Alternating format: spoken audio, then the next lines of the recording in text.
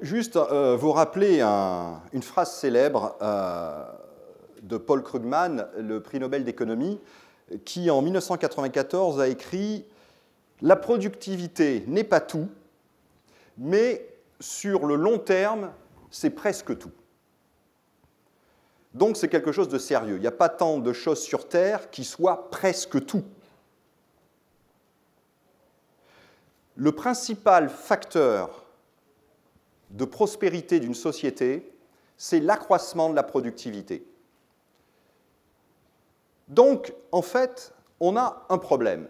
Parce que, avec mon chapeau d'économiste, comme certains d'entre vous le savent, cela fait de nombreuses années que j'étudie l'évolution de la productivité du travail dans le monde, et que ce soit les États-Unis, que ce soit l'Europe, que ce soit le Japon, on assiste à un ralentissement général de la productivité, à part un rebond momentané, il y a plus de 15 ans, et uniquement localisé dans certaines industries aux États-Unis.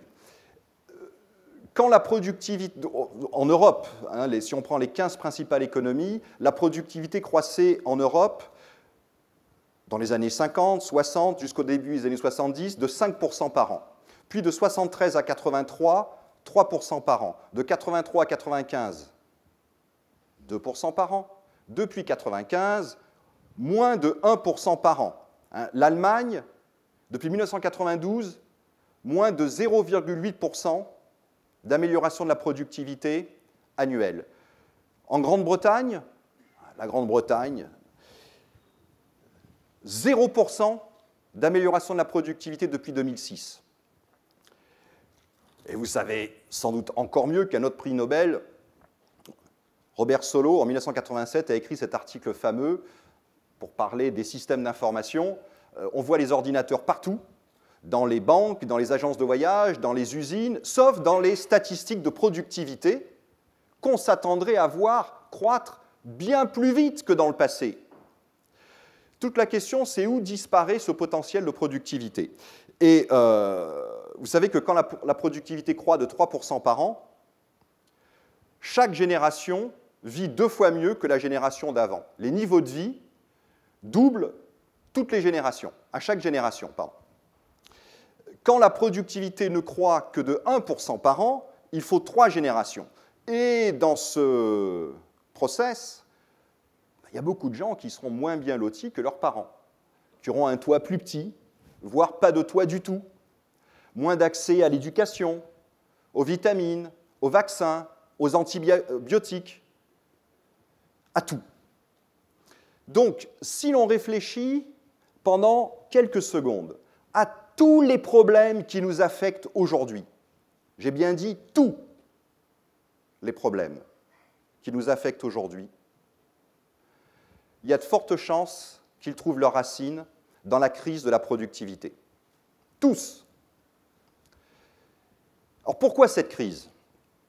Alors au BCG, on a analysé, et pour résumer les résultats de notre recherche que j'ai conduit à l'insu de l'organisation du BCG, on peut dire qu'en fait, les principes mêmes qui régissent l'efficacité, l'efficience dans les organisations, dans les entreprises, dans les secteurs publics, sont en train de se retourner contre nos efforts collectifs.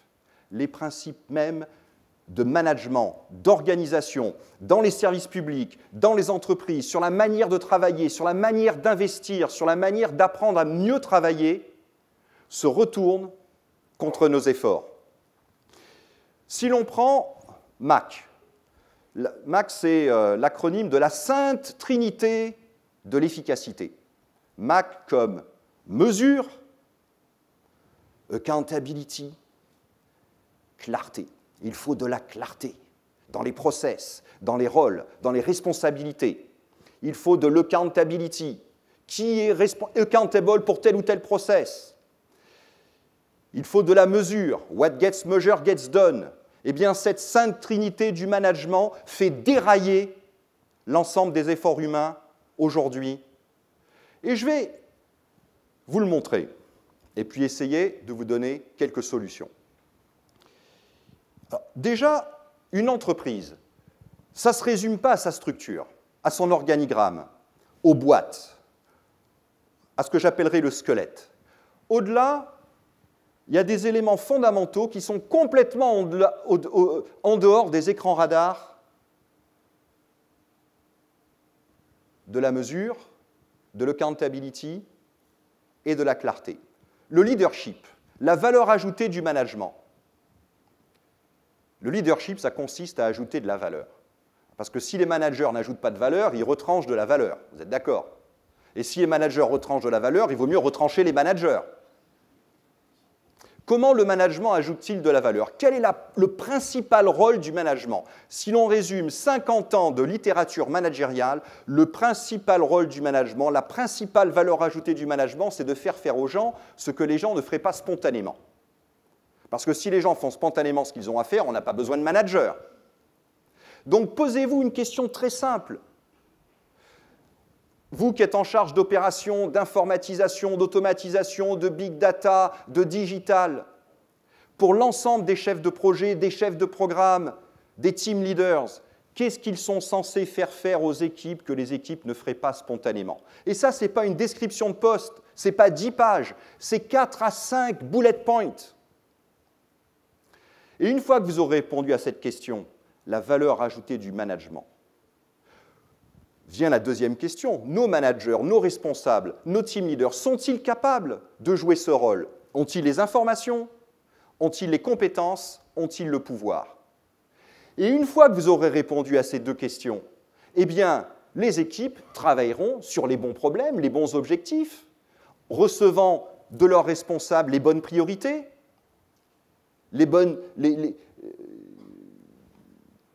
la reconnaissance, le coaching nécessaire.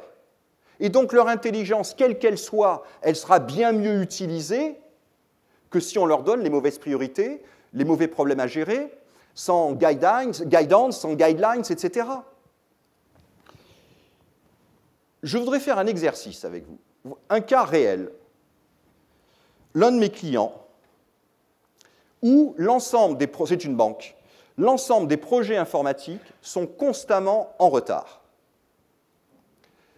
Alors, on a fait un mapping des process, on a fait une analyse des activités, et puis, ça ne donnait pas vraiment la réponse. Jusqu'à un moment, on a utilisé un outil assez simple, mais si je veux le partager avec vous, c'est qu'il est très puissant, tout en étant simple. On a fait ce que l'on appelle un sociogramme. Un sociogramme, ça consiste à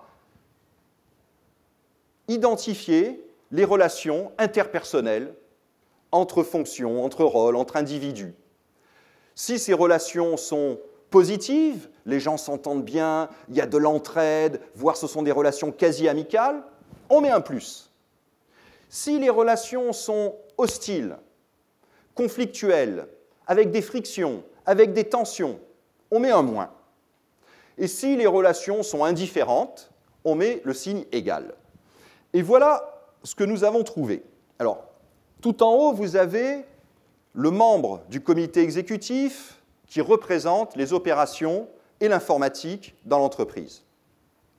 Puis, vous avez les managers en charge des différentes fonctions informatiques dans l'entreprise, et vous avez des project managers qui sont dédiés à des programmes, enfin, vous savez ce que sont les projets.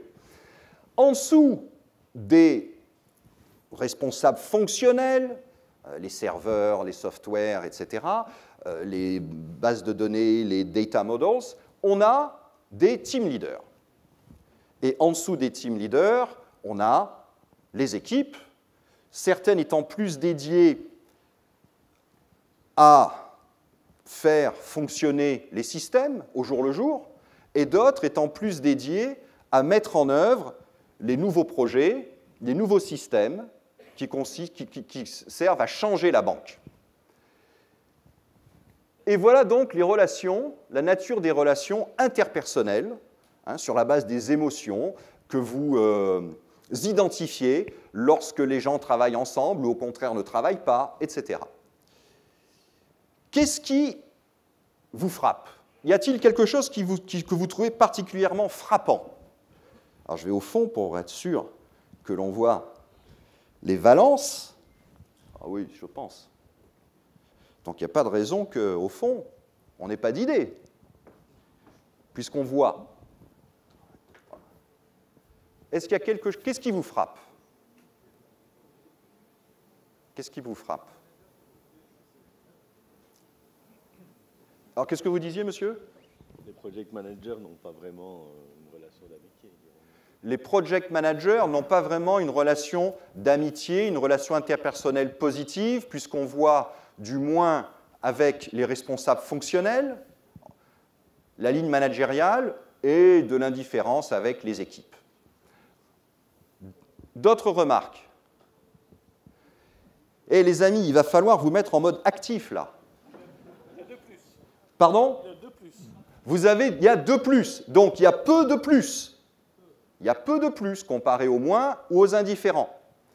Donc, formidable. Quoi d'autre? Run n'est pas? Mais pas de change. Le run, oui, le change, moins. Alors, le run, oui, le change, moins. Exactement.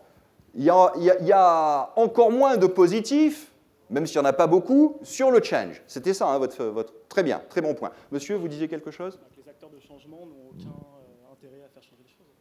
Les acteurs de changement n'ont aucun intérêt à faire changer les choses. Alors juste, là vous êtes très malin, mais trop malin. Quand vous faites cette analyse, ne raisonnez pas. Là vous avez raisonné. C'est-à-dire vous êtes dit, comme ne faites pas d'inférence, observez les émotions, les sentiments, et ne faites que refléter ces sentiments. Décrivez les sentiments que vous lisez et en quoi sont-ils surprenants ou intéressants. Là, vous avez, c'est très intelligent ce que vous avez dit, mais vous avez été un peu vite. Je voudrais que l'on reste juste sur la simplicité d'un outil qui se préoccupe des relations interpersonnelles. Alors, de ce côté, il y a des choses qui vous surprennent, qui vous rassurent. Les line managers, ils sont en négatif souvent, il y a que des choses. Alors, les line managers sont en négatif souvent. Entre eux. Et avec leur boss. Non. Moi, je fais que répéter. Quoi d'autre? Mode actif. Je suis en train de vous donner un outil vital et d'une simplicité biblique.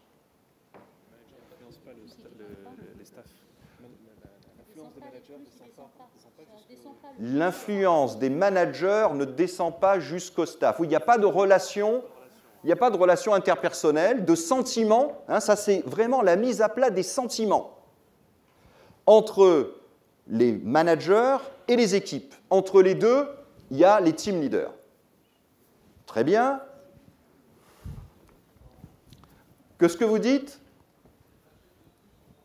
Aïe, aïe, aïe, aïe. Il n'y a pas de chaîne de plus en continu. Très, très fort. Il n'y a aucune boucle positive. Ouais, alors ça, c'est peut-être plus une erreur qu'on a faite de ne pas mettre toutes les boucles. Mais il y a peut-être des positives. Eh bien, écoutez, c'est très intéressant ce que vous avez dit, mais vous êtes passé totalement à côté du vrai sujet. Et c'est bien pour ça que je vous le montre, parce que si vous aviez la réponse, aucun intérêt.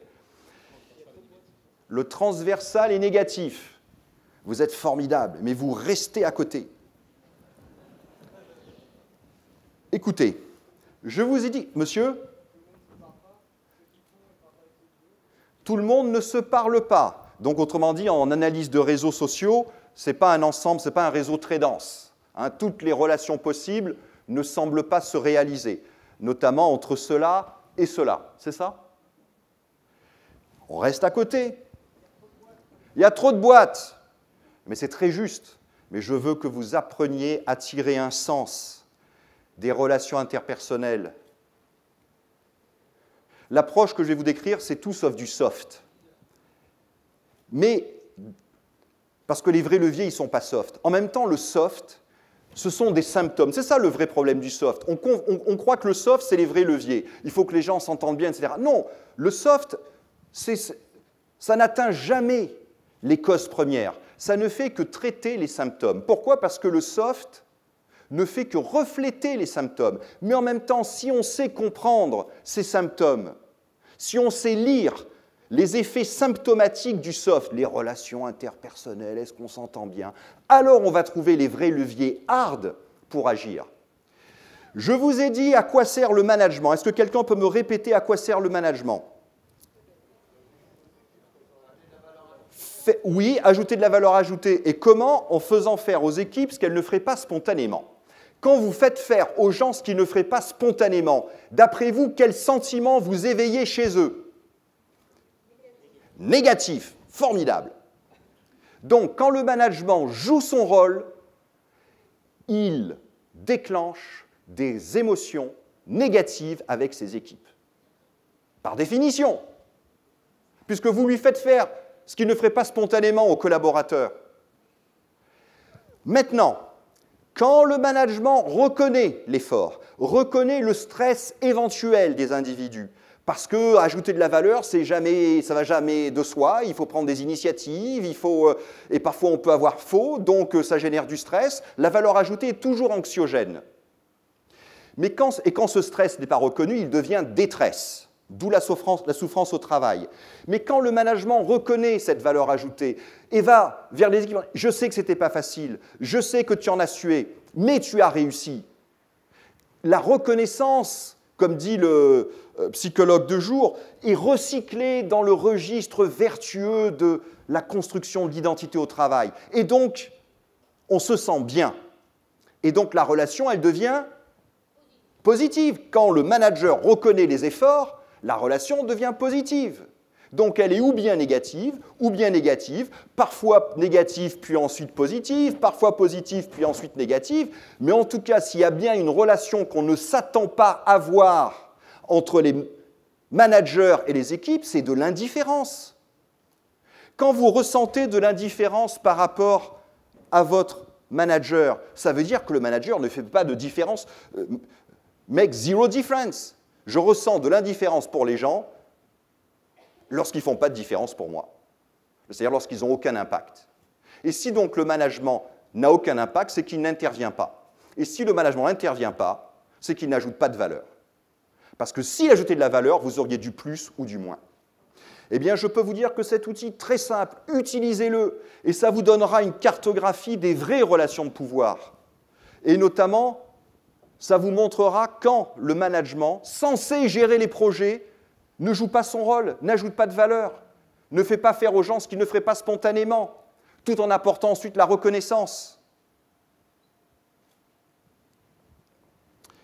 Deuxième élément fondamental, la coopération, la valeur que chacun apporte aux efforts des autres.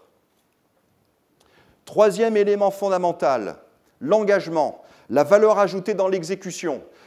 Alors, je sais que je vous ai déjà dit à certains d'entre vous cela plusieurs fois, mais j'ai l'impression qu'en tout cas, ça a du mal à passer dans les équipes en charge de systèmes d'information. J'avais, il y a 2 semaines, une réunion avec un client russe en charge de l'informatisation d'une grande... C'est une banque, là aussi. Et il me dit... Alors, je leur présente ça. Puis le chairman de la banque russe me dit « Yves, leadership, totalement d'accord. Il faut du leadership. Coopération, oui, pourquoi pas. Mais alors, engagement, est-ce qu'on en a vraiment besoin? Pour le rapport annuel, peut-être, ça fait bien. Mais enfin, entre nous, ce que j'attends de vous du BCG, c'est les bons process. Si vous décrivez ces process de manière exhaustive et que les gens suivent ces process de manière scrupuleuse, est-ce que ça fait une grande différence qu'ils aient le sourire parce qu'ils sont engagés ou des larmes dans les yeux parce qu'ils ne sont pas vraiment engagés? Est-ce que c'est si important que ça? Entre nous, il n'y a pas de journalistes. Eh bien, je peux vous dire que l'engagement, c'est fondamental pour la valeur ajoutée. Le meilleur exemple, c'est toujours le même, celui des contrôleurs aériens. Vous savez comment les contrôleurs aériens se mettent en grève? Ils ne se croisent pas les bras en regardant les avions tomber. Ils appliquent 100% des règles. Scrupuleusement, ils suivent 100% des règles. Et quand ils appliquent 100% des règles, il n'y a plus un avion qui arrive à décoller. Parce que pour que les avions décollent, il faut interpréter les règles. Et il n'y a pas de règles sur comment interpréter la règle. Que je sache. Il faut que les gens utilisent leur intelligence, leur jugement, prennent en compte la situation, l'esprit de la règle, pas uniquement la lettre de la règle.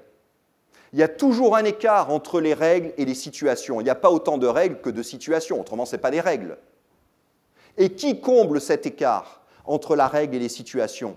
C'est l'individu, par son jugement, son initiative. Et s'il n'est pas engagé, il n'a même pas besoin de saboter. Il applique 100% des règles et pas un avion décolle. Le problème, ce n'est pas la règle, c'est comment les gens appliquent la règle. Et ça, ce n'est pas une question de règle. Eh bien, clarté, accountability, measurement, ça passe complètement à côté du sujet. Et c'est même contre-productif. Je vais vous le démontrer. Prenons un effort collectif. Le meilleur que je connaisse, ça reste la course de relais 4 x 100 mètres. Finale, championnat du monde féminin, 8 équipes en finale. Les favoris, ce sont les Américaines. Notamment si on les compare à une équipe moyenne, les Françaises, sur la base de leur meilleure performance individuelle sur 100 mètres, les Américaines arrivent 3,2 mètres devant les Françaises. Et cette année, les Américaines sont en super forme. Sur la base de leur meilleure performance de l'année, elles arrivent 6,4 mètres sur la ligne d'arrivée avant les Françaises quand on additionne leur temps individuel sur 100 mètres. Alors on va voir la course. Vous verrez que les Américaines sont en tête. Tori Edwards est en tête. Alors ce n'est pas étonnant. Tori Edwards, elle vient de remporter la médaille d'or sur le 100 mètres. Et qui est la coureuse la plus rapide du monde cette année? C'est Christy Gaines. Donc il y a 3,5 milliards de femmes sur Terre. Où sont les deux plus rapides? Dans l'équipe américaine. Et les deux autres ne sont pas mauvaises non plus. Inger Miller, 10,76 à son... Donc clairement, les Américaines ont gagné ce que les Américains appellent War for Talents, le fameux War for Talents. Les Américaines ont gagné la War for Talents. Mais regardons la vraie War. Alors on va voir, ça c'est le moment de vérité. Est-ce que le son fonctionne? Presque. Yes. Ça c'est les Américaines, la Française. Plus fort, on n'entend rien. Les États-Unis donc au 3, les Russes au 4 avec Fyodorova, Tabakova, Kislova et Kruglova. L'Ukraine au 5, la France au 6, la Jamaïque au 7 et l'Allemagne à l'extérieur. Ouais, les passages vont être déterminants.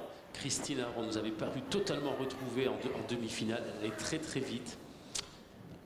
C'est uniquement une question de passage, Patrick. Ouais. Voilà. C'est parti, Patricia Girard pour l'équipe de France. Patricia qui va aller chercher Muriel Urtis. Elle est partie comme une folle, Patricia. Allez, allez, attention, voilà, c'est assuré, c'est passé. Muriel Urtis dans la ligne opposée contre les États-Unis avec Kirsty Gaines. Muriel dans la ligne opposée qui fait l'effort, qui revient. Allez, c'est super Muriel, faut passer à Sylviane. Oui, ça passe. Sylviane aussi. Allez, Sylviane dans le relais. Sylviane dans le virage. Sylviane Urtis, Sylviane Félix qui se bat. Qui va chercher Christine, allez Christine. Allez Christine Arro. Allez, allez, allez, Christine Arro. Contre les États-Unis, ça va être juste Marie Edouard. Allez Christine, allez, allez, allez. Allez, allez, allez, ça va passer. Allez, c'est championne du monde. Championne du monde. 41-78, record pulvérisé. Donc, quand vous entendez cette phrase, grâce à la coopération, le tout vaut plus que la somme des parties, ce n'est pas de la poésie, ce n'est pas de la philosophie, c'est des maths. Celles qui portent le bâton sont plus lentes, mais leur bâton est plus rapide. C'est le miracle de la coopération. La coopération multiplie l'intelligence et l'énergie dans les efforts humains. La coopération, c'est même l'essence des efforts humains. Comment on travaille ensemble, comment chaque effort contribue aux efforts des autres. Et qu'arrive-t-il à ce miracle quand la Sainte Trinité, clarté, mesure, accountability, apparaît? Clarté. Alors, les rapports de consultants sont pleins de regrets quant à l'absence de clarté. Les audits de compliance sont pleins de regrets quant à l'absence de clarté. Il faut clarifier quels sont les rôles Il faut clarifier les rôles, clarifier les process, clarifier les périmètres de responsabilité. Mais regardez, si les coureurs se posent la même question, soyez clair, chef. À quel moment mon rôle commence réellement et à quel moment mon rôle finit réellement? Après 96 mètres, 97, 98, 99, si vous répondez à cette réponse, c'est clairement 97 mètres, eh bien les gens lâcheront le bâton après 97 mètres, qu'il y ait quelqu'un pour le prendre ou pas. Il faut arrêter cette sacro-sainte clarté. Le flou est important. Les chevauchements de responsabilité sont clés. Le accountability, après la clarté, le accountability. Qui est accountable pour les process? Qu'est-ce qui est fondamental dans la course de relais? C'est aussi le passage du bâton. Mais alors, si le passage de bâton, c'est si fondamental, il faut avoir quelqu'un de clairement accountable pour le passage de bâton. Donc, entre chaque coureur, on va maintenant avoir un nouvel athlète en charge de prendre le bâton de l'une, de le passer à l'autre. Et là, on aura une interface claire. On aura une ligne de responsabilité claire. On saura sur qui taper si ça s'est mal passé. Mais on ne gagnera jamais la course. La mesure.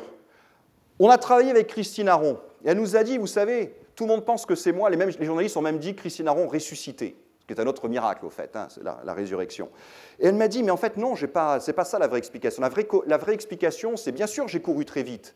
Mais c'est en grande partie grâce à Sylviane Félix, sa manière de me passer le bâton. Vous savez, pour bien passer le bâton, il faut le passer au bon moment, à la bonne vitesse, dans la bonne main. Mais l'énergie que vous mettez dans votre bras pour faire ça, elle n'est pas dans vos jambes. Donc elle vient au détriment de votre performance mesurable, votre vitesse individuelle. Et elle a crié, nous a dit Christine Aron, bien avant les autres coureuses, pour que j'aie le temps de me préparer, d'anticiper. Mais quand elle a crié si longtemps, il a bien fallu qu'elle mette de l'énergie, du sang dans ses cordes vocales. Cette attention, cette énergie n'était pas dans ses jambes. Donc une fois de plus, c'est venu au détriment de sa vitesse mesurable. Et elle a crié plus fort que les autres, parce que vous savez, c'est important de crier fort. Il y a 8 personnes qui crient au même moment.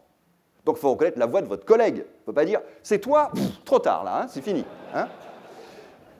Regardez la course au ralenti, juste brièvement, regardez Sylviane Félix, comment elle alloue son effort entre ses jambes, ce qui serait formidable pour sa propre vitesse, et ses yeux, pour bien voir, sa voix, ses bras, son cerveau, son attention, sa concentration. Cette énergie qui était dans son bras, dans ses cordes vocales, cette attention qu'elle a mise, elle n'est pas dans ses jambes. Cette énergie. On a une quantité finie d'énergie. Celle qu'on met dans les bras, dans les cordes vocales, dans les yeux, dans le cerveau, elle n'est pas dans les jambes. Et où est-ce qu'elle fait une super différence? Dans ces jambes-là. Mais quand ces jambes-là courent aussi vite, est-ce que c'est qu'elle a fait un super effort, Christine Aron, ou grâce à la troisième coureuse? Il n'y a aucune mesure objective sur Terre qui vous donnera la réponse. Et si on évalue les gens uniquement sur leur performance mesurable, what gets measured gets done, eh bien les gens mettront leur effort dans ce qui est mesurable. Et fini la coopération, le bâton ralentira ou tombera. Autrement dit, la clarté, la mesure, le accountability, c'était bien quand le business était bien plus simple qu'aujourd'hui. Qu'on n'avait pas besoin de la coopération pour multiplier l'intelligence, l'énergie dans les efforts humains. Or, le business est devenu bien plus complexe. Au BCG, nous avons mesuré l'évolution de la complexité. Et que font les entreprises?